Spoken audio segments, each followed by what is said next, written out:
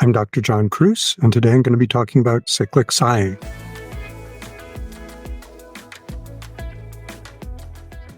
So I'm going to start my take-home message with a demo. So cyclic sighing looks and sounds like this.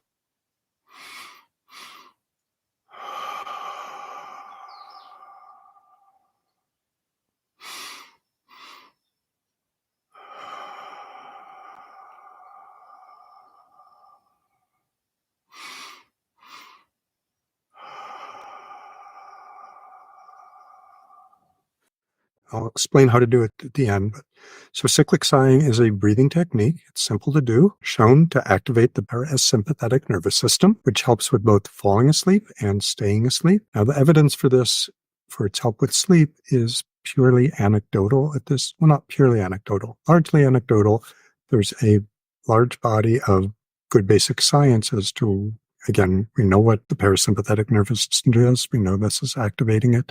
It makes sense that it works, and there's a large cultural, religious, meditative tradition that supports this would be helpful.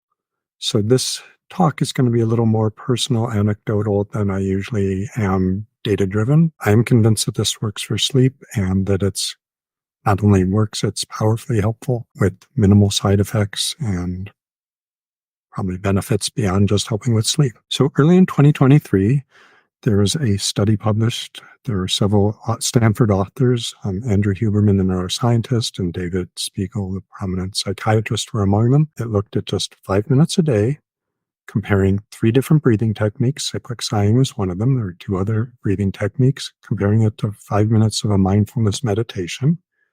And at the end of just 30 days of 5 minutes a day practicing, they found measurable improvements from the cyclic sighing group compared to the other 3 groups: decreases in blood pressure, decreases in heart rate, improvements in mood, just from 5 minutes a day of this simple technique, again, which is known to activate the parasympathetic nervous system, which would make sense for lowering blood pressure and heart rate. So cyclic sighing is the name they used for this breathing technique. It is similar to much older techniques. When their study came out, there was 1 or 2 other YouTube videos about cyclic sighing. Now, most of a year later, there are dozens and dozens of people promoting cyclic sighing for anxiety and mental health and well-being. So, which I think is a testament. Again, it is anecdotal, but it's a testament to how powerful this technique can be. For years, I've known about the power and benefits of meditation. I never took the time to start a meditative practice, but I figured if 5 minutes of a simple breathing practice a day is as powerful as meditation, at least in these realms, I'm not pretending it's better in all realms, and you get measurable impact on your body in a month, and I'm on high blood pressure medicine. So I figured I can find the time to do that. I'll start practicing it. So earlier this year, I started practicing cyclic sighing. One of the things I noticed is that it wasn't part of my daily routine. The easiest way to add a new habit is to tie it into an old habit. I wasn't doing that successfully. So I was doing it different times during the day. There's no evidence that that would be counterproductive or bad. But several days I was waiting till the very end of the day, and then I just realized, I do have trouble falling asleep. I'll just put it right in at bedtime. It's a good match. I have 5 minutes where I'm not doing anything other than not sleeping. I have 5 minutes where I've committed to doing this cyclic sighing practice. What I noticed within a few nights of moving it to bedtime was that I was falling asleep right away. When I was young, I was a tremendous sleeper. So freshman year of college, I was in a cinder block dormitory, one of those loud, noisy places. The fire alarm for the hall was right, that big round red disc. And one night at about 2 a.m, someone as a prank pulled the fire alarm. Everyone goes out into the night, chilly Rochester air. I slept through it. I didn't even dream about this.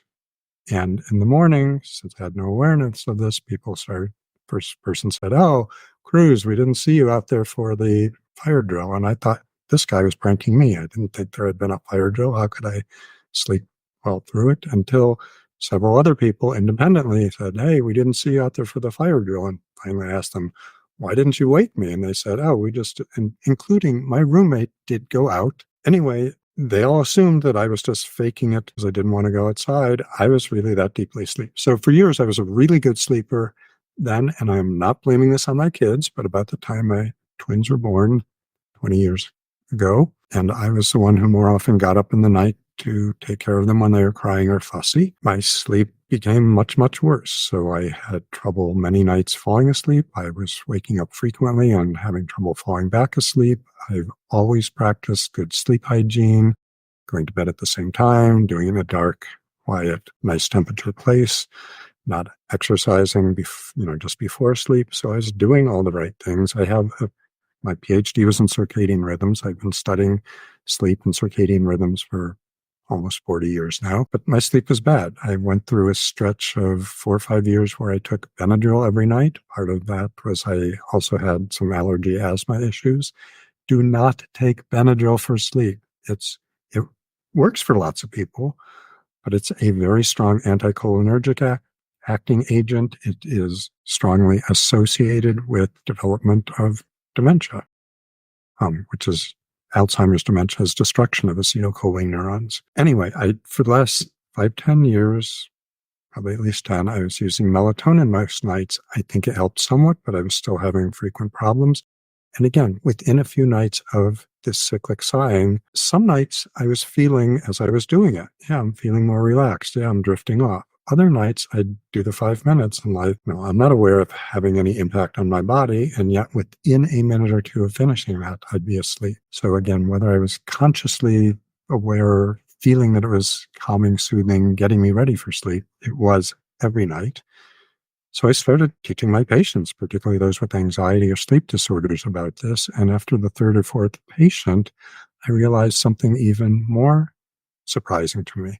Not only was I falling asleep well, but for the last decade, I've been getting up at least once a night to urinate and, just told myself that's probably prostate growing bigger, bladder growing smaller, pretty normal with aging. I wasn't most nights staying up too late after I came back to bed, so it wasn't an issue of itself. Within, a few nights, I was not only, again, falling asleep, I was staying asleep through the entire night. In the 8+ months I've been doing cyclic sighing, I have woken up now I think it was 2 nights in the 8-month period. Before that, it was virtually every single night. Now, cyclic sighing did not change the shape of my prostate. It didn't change the shape of my bladder. A lot of what goes on with frequent urination, and particularly with women where there isn't a prostate issue, isn't bladder size changes. It's changes. Our nerves get older. They're less reliable. They're sensing the stretch and distension of our bladder less accurately. They're giving false messages. You really need to go when you could probably wait till morning. And not just the bladder itself, but the sphincter releasing urine flow is the neural innervation to that gets affected as we age. So some of it is that cyclic sighing, I'm presuming, put me into a parasympathetic relaxed state, and I'll talk more about parasympathetic nervous system. And that got rid of the need, again, it wasn't a need. It was an urge without a real need to pee in the middle of the night. As I've been teaching more and more patients this technique, because it was so profoundly helpful for me, all the patients I've worked with who have been willing to try it have noticed, again, either during the daytime feeling calmer, or several have noticed help with sleep. So one woman I had worked with back in the last millennium, so in the 1990s, we worked on depression and anxiety then, hadn't heard from her in 22 years.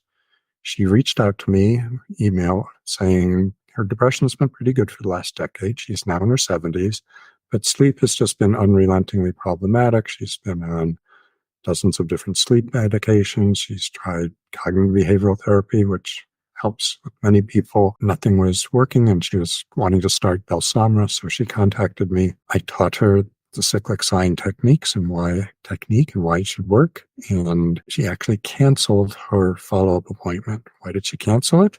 She canceled it because the cyclic sighing was working so well that she didn't feel any need to meet with me. And that's continued working for months. Another person I'm working with, someone with ADHD, newly diagnosed, a woman in her 50s. It was so helpful for her, both with falling asleep and staying asleep, but she was also practicing it during the daytime. She actually had to stop practicing it during the daytime because she reported every time she used it during the daytime, she would start feeling so relaxed and groggy and sleepy that she would take a nap, and she didn't want to be napping during the daytime. So I'm not pretending that this will be equally effective for everyone. I mean, there are day-to-day fluctuations. There have been some nights where I don't sleep perfectly through the night still, even with this technique, but it is the most single powerful thing that I have seen. Again, it worked for me. Again, that's purely anecdotal, but part of what makes it more powerful is even though I'm aware of lots of things about sleep, when I moved it to bedtime, I was not planning to use it for sleep. I was not anticipating that it would help with sleep. I should have. So it's hard for me to think that this was a placebo effect. And getting back to the basic science. So the basic science, one of the things we know, so we have two different systems in our body, two different parts of our autonomic nervous system. So autonomic means that it's automatic, that we don't have to consciously think about it. So the sympathetic nervous system, which most people are aware of, the fight or flight, accelerates our heart rate and makes our breathing faster. It can make us start sweating. It can make us tremulous. It sends blood to the big muscles of the body, so you're ready to fight or flight or get the hell out of there. It shunts blood away from the digestive system, which is why some people feel queasy or stomach feels ill at ease when they're in the sympathetic tone. When it's full-fledged going, that's what a panic attack is full-fledged sympathetic nervous system, sympathetic arousal. Lower levels of sympathetic arousal, you might just be jaw clenching or having other signs of tension in body or shoulders.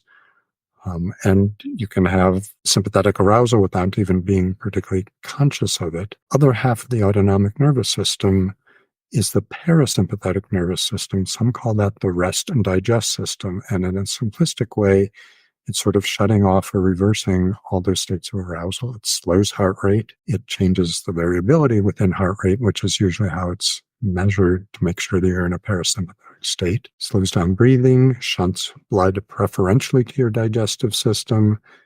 And at a mood, cognitive level, it is a soothing, calming, restorative presence. So we have these two systems, and one of what I consider most profound findings from sleep medicine, sleep research in the last 25 years, is that most people who have an insomnia problem don't have a problem with sleep. Huh? What? Did I say that wrong? No, it sounds counterintuitive. How can people who have insomnia not have a problem with sleep? They don't have a problem with sleep. Their sleep system is intact. It's healthy. It's sitting there. It's waiting and looking for a place to alight or sit down and take over. The problem with almost everyone with insomnia, and there are a few rare exceptions, the problem is the daytime arousal system isn't shutting off. So again, that's basically sympathetic overdrive, sympathetic overactivation isn't turning off. Again, for some people, it's overtly anxious, worrying, fretting, ruminating. For others, it's tension. For others, it's, they were just doing something exciting or arousing from watching doom scrolling or watching a video show on their little screen in front of their hand. So what we know is almost anything that damps down, shuts off arousal will help you with sleep. And I do have another talk in the series on the DORA agents, which are the dual orexin receptor antagonists, drugs like Belsomra. So those work with sleep in a very different way. Most of our older drugs are purely sedating or primarily sedating drugs. They make sleep stronger or work to sedate you. This other system is decreasing arousal so sleep can take its natural role. Anyway, the normal transition to sleep, we switch from a sympathetic state to a parasympathetic overall state. And that happens in the transition as we're dozing off, usually about 2 minutes before we're fully asleep. So it makes sense that cyclic sighing, again, and there are other studies showing that this does activate the parasympathetic nervous system, would help ease that transition. With cyclic sighing, there's some research that suggests just 3 or 4 cycles, 3 or 4 breaths into it, we begin activating our parasympathetic nervous system. And many people feel calmer that quickly. However, to have a more sustained effect, so just because you slip into it, again, these parasympathetic and sympathetic nervous systems are mutually antagonistic, mutually interacting, if there's still other things. So you probably need to practice more, induce it longer, get into that mode more substantially. So that's where they came up with an arbitrary 5-minute for Huberman and Spiegel and others study. And again, 5 minutes a day seem to have pervasive effects on resetting blood pressure, resetting heart rate, and on mood. So that seems it's a doable standard. I've had some individuals, some with ADHD, who are too distracted, so they could not stick with it for 5 minutes to begin with. So I said, fine, start with a minute, start with what you can do and build up from there. I've had at least one individual whose PTSD is so severe and she's locked into this intensely overridden state, even with 50 milligrams of Valium a day. She's the only person I prescribe Valium for. She can't relax enough to even start to relax to get into the parasympathetic mode. So if you can't do 5 minutes to start with the shorter amount. Again, we don't know anything that 5 minutes is special. It's just a doable amount with clear benefits. What I tell people, particularly with anxiety, is find a time in the morning, do it for 5 minutes. But if your anxiety levels are peaking higher again during the day, try a few minutes again there. Again, for me, 5 minutes of sleep at night works. And in the mode of you don't want to increase arousal, if I lose track. So when I did it during the daytime, I used a 5-minute timer. When I'm doing it at night, I just count 20 cycles, and I'm probably doing it slower than most people do it. You might want to try 25 cycles. And if you lose track, just go back to the lowest number you remember. No need to get uptight. No need to, that's again, bringing in arousal, bringing in stress. And I'm going to get to a demonstration of cyclic sighing again in a minute. I'll describe it in more detail. So cyclic sighing only has two components. So by that, I mean there's an inhale phase and an exhale. There's no pause between inhale and exhale. There's no pause between exhale and inhale. The inhale is through the nose, and there's some evidence, not with cyclic sighing, but other breathing evidence that nasal breathing may evoke, at least in some tiny, tiny studies, evokes different limbic system and other brain centers in different ways than mouth breathing. So it's a full, fairly rapid, not exaggerated extreme. Again, we're trying to calm down, not stress out. So one full inhalation and sort of a half inhalation to top it off.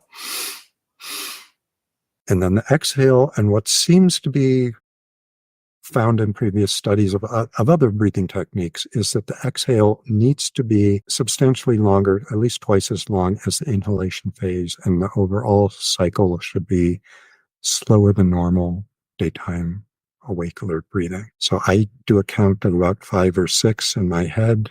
It's just, I don't know if it's 5 or 6 seconds or slower than that. So it's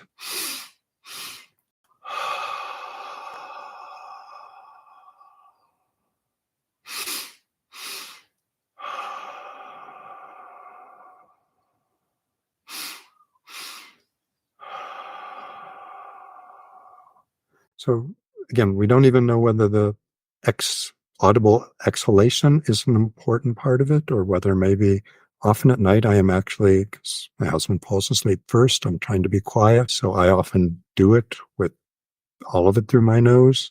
Again, we do not have controlled studies looking at the duration, how many seconds of the exhalation is optimal, and it probably varies somewhat from person to person. But again, that basic outline is good enough. It works well. This is not a substitute for good sleep hygiene. So again, finding a place that's dark, finding a place that's good temperature for you, finding a place that's quiet are essential, giving yourself that 8-hour window of time. And again, there was a study earlier this year showing substantial mortality, not just with short duration of sleep, but not consistent timing of sleep.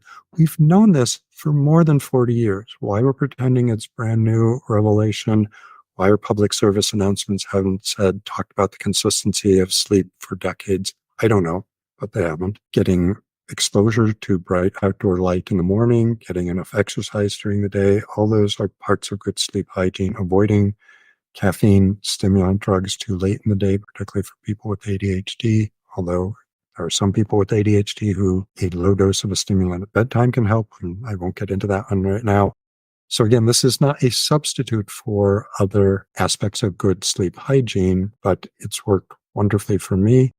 I have not used melatonin in 8 months, and I'm sleeping far better than I have in 20 years. So I do see some questions, and I will Answer them right now. Can a blast of cold air to the body dampen the stress response?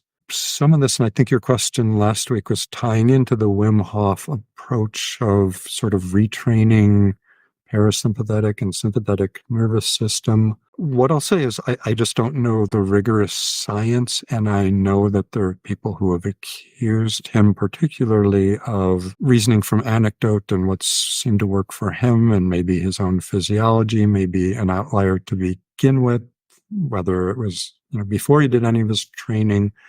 I mean, the usual response to cold air is an activation of the sympathetic nervous system. You respond to it. Your heart rate goes up, you flinch, your blood pressure goes up a little bit.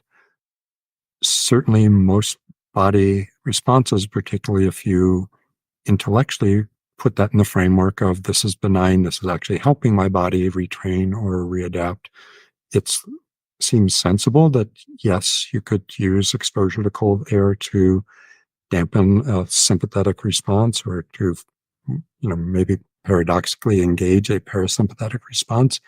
It makes logical sense to me. I just don't know how much good rigorous data we actually have on that. So Leo Boba says, can cyclic sighing help with instances of revenge, bedtime procrastination? How does screen time at night become a factor with cyclic sighing and falling asleep? I tell everyone to keep their phone out of their bed and usually out of their bedtime. So some of it is just older models and different screen settings, the blue light and our circadian rhythm. Circadian clock is particularly sensitive to blue wavelength, but it's much more than the light. It's the arousal. It's that this is something interesting. This is something exciting. This is something strong enough to keep you awake. So try to establish a ritual where you do whatever you need to prepare for bed. You put your phone either off or put it in a different room. You get ready. One of my very first 2 or 3 talks in this series years ago is be easier than to get things done. Separate from just sleeping, many people with ADHD are night owls and actually are more productive. Their brain is working more efficiently in the evening. So it's easier to get on a roll, to hyper-focus, to get involved and keep going with it. There's also aspects of ADHD which don't want to, I want to be spontaneous. I want to be me. I want to be myself. I don't want to be told what to do. I don't want to be constrained. There are some cognitive behavioral tools to work with, particularly telling your brain every hour you're staying up late tonight, you're probably paying with it by being less effective, less efficient, your brain being more tired and out of it for more than 2 hours tomorrow. So it really is a zero-sum game. And rather than viewing the part of you that's telling you must get to bed as the harsh school mom or the Viking leader on the ship with the whip telling the people to stroke on the oars faster and faster, this isn't a taskmaster telling you to get to sleep. This is the mother hen taking care of her brood, counting her chicks before she nestles down and takes care of them. The part of you that's telling you to get to sleep on time is the most nurturing, caring part of yourself. It's not, so listen to it. Omar says, I always had sleep problems, diagnosed with ADHD, secondary anxiety, starting modafinil along with Ritalin has been really helpful. It helps a lot in correcting my delayed circadian rhythm. Yeah, so paradoxically, studies looking at people with ADHD and sleep, bad sleep is correlated with depression, with anxiety, but at least as strongly with ADHD. And most of the research I've seen suggests just starting a stimulant, whether it's because it helps you be more effective and efficient early in the morning and you're more tired at the end of the day, that overall people with ADHD tend to sleep better once they've started stimulants. Now, there's certainly a component or a group of them who either are on too high a dose or take a dose too late in the day. It has the reverse effect that it disrupts sleep, particularly sleep onset, more than they were before. But overall, the net benefit is that more people on stimulants with ADHD are sleeping better than they were before they started the stimulant. The other thing I alluded to, which I might as well jump into right now, is that, in my practice, but I didn't discover it, or I'm not the first person. There's other people who've written about it. Some people with ADHD have so much trouble falling asleep because their thoughts are bouncing all over the place. They can't contain them.